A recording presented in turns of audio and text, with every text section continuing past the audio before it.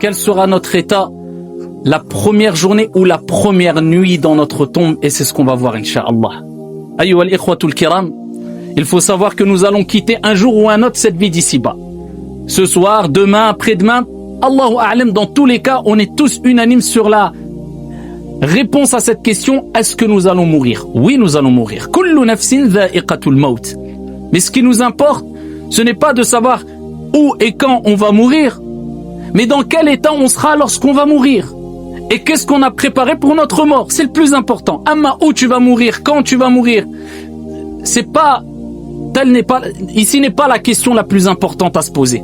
Mais le plus important, c'est comment vas-tu mourir, dans quel état, et qu'est-ce que tu as préparé pour la mort. On va quitter cette vie d'ici-bas, cette demeure d'examen, et on va rendre notre copie. Notre copie, ce n'est autre que ce livre où tout a été inscrit par les anges al-malaïka, les nobles scribes qui ont eu l'ordre de noter tout.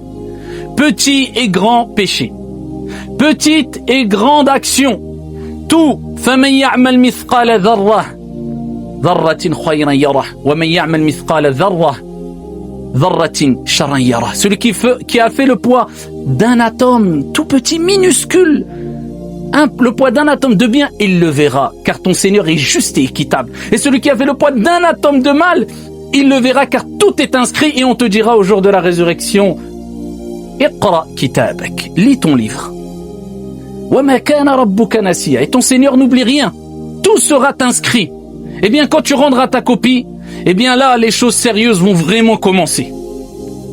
Et ça commence par as-sakarat wal-kurubat, l'agonie de la mort. Vous savez que même le prophète, alayhi salatu wassalam, alladhi ghufira lahu ma taqaddama min dhanbihi wa ma ta'akhkhar, celui dont on a pardonné ses péchés présents, passés et futurs, eh bien, a souffert lors de ces derniers instants de sa vie, non pas parce que c'était une punition, mais toute épreuve qui nous arrive à nous en tant que croyants, nous avons cette conviction-là, ce n'est que bien et purification et récompense au jour dernier. Donc tout ce qui nous arrive, khair, insha'Allah. Ce n'est que du bien, alhamdulillah.